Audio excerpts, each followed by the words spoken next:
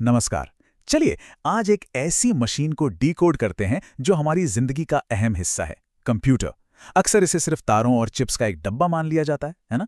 लेकिन आज इस चर्चा में इसके फिजिकल और डिजिटल इकोसिस्टम को बिल्कुल एक मानव शरीर की तरह यानी एनाटॉमी के नजरिए से समझेंगे, एकदम गहराई से। अब आगे बढ़ने से पहले एक बहुत ही दिलचस्प सवाल सामने आता है। क्या कोई भी मशीन सिर्फ एक खाली डब्बे के रूप में बिना किसी निर्देश के काम कर सकती है?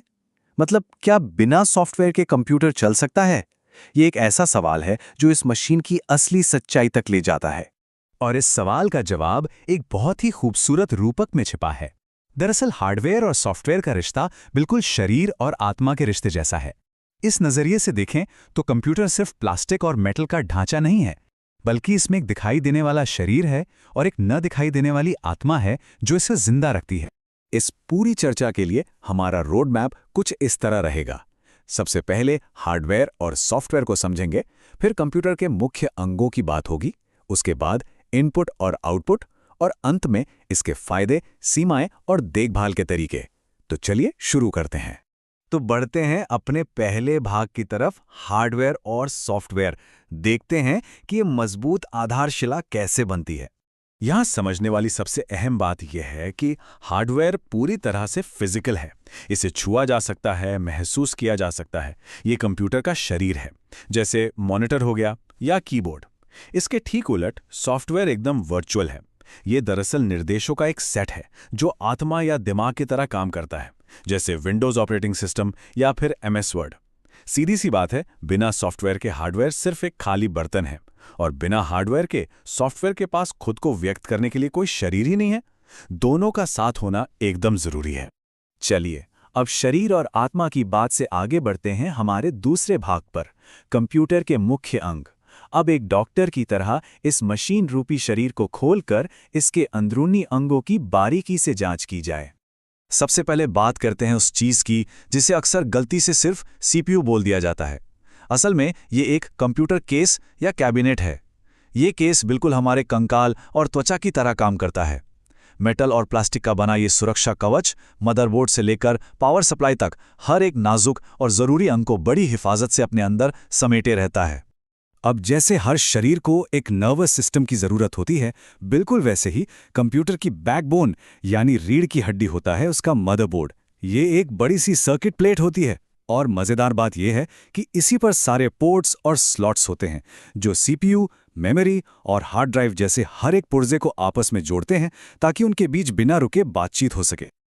और अगर मदरबोर्ड रीढ़ की हड्डी है तो CPU यानी सेंट्रल प्रोसेसिंग यूनिट इस पूरे सिस्टम का दिमाग है। इंटेल और AMD जैसी कंपनियों द्वारा बनाए गए ये छोटे छोटे चिप्स हर एक निर्देश को प्रोसेस करते हैं, चाहे वो नॉर्मल टाइपिंग हो या फिर कोई हाई ग्राफिक्स गेमिंग। और हाँ, ये इतनी तेजी से काम करते हैं कि इन्हें अत्यधिक गर्मी से बचाकर जिंदा रखने के लिए एक खास कूलिंग फैन की सख्त जरूरत होती है।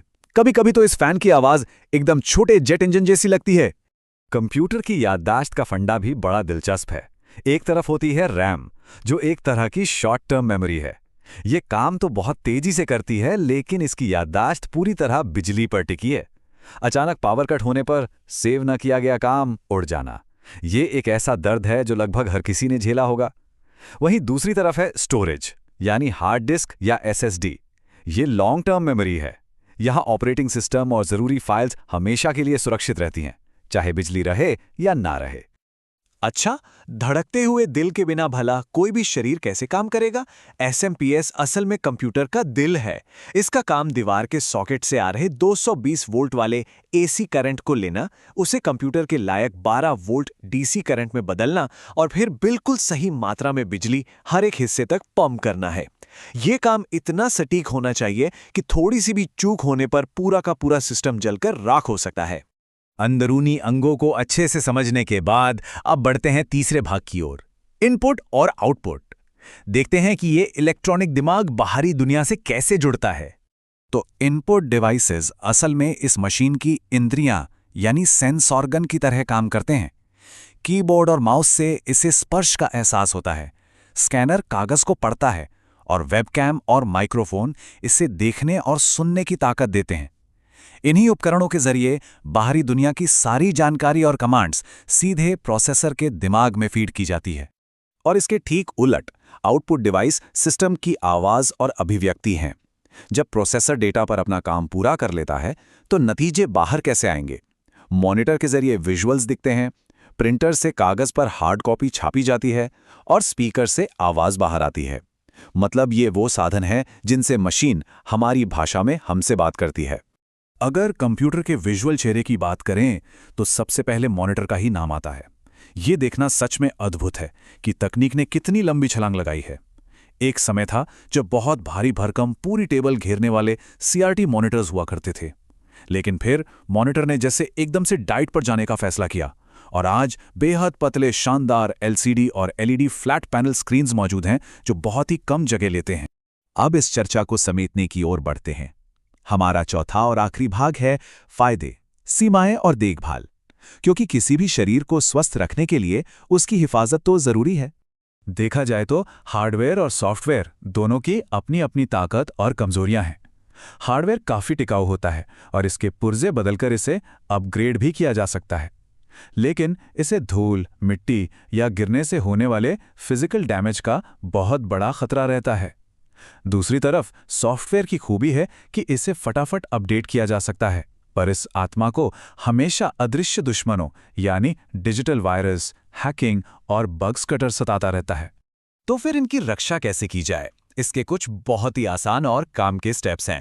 पहली आदत है फिजिकल केयर। मशीन को धूल से बचाना, ये पक्का करना कि उसे ठंडी हवा मिलती रहे और सूखे माइक्रोफाइबर कपड़े से उसकी सफाई करना। दूसरी आदत है डिजिटल केयर। सॉफ्टवेयर को हमेशा अपडेटेड रखना, फालतू ऐप्स को हटाना और एंटीवायरस का इस्तेमाल करना। और आखिर में आते हैं सेफ्टी नेट, जैसे कि पावर कट से बचने के लिए UPS लगाना और जरूरी डेटा का बैकअप लेना। बस इन छोटी छोटी आदतों से मशीन की उम्र काफी लंबी हो सकती है। इस चर्चा को खत्म करने से पहले एक बहुत ही गहरा सवाल छोड़कर जाते हैं। आज हार्डवेयर लगातार छोटा, पतला और ताकतवर होता जा रहा है और दूसरी तरफ AI की मदद से सॉफ्टवेयर और भी ज्यादा स्मार्ट होता जा रहा है। ऐसे में कंप्यूटर की आत्मा का अगला विकास किस दिशा में होगा? तकनीक का यह सफर भविष्य में हमें कहां ले जाएगा, इस पर विचार करना सच में बहुत दिलचस्प होगा। इस ज्ञानवर्धक सफर में साथ जुड़ने के लिए बहुत बहुत धन्यवाद।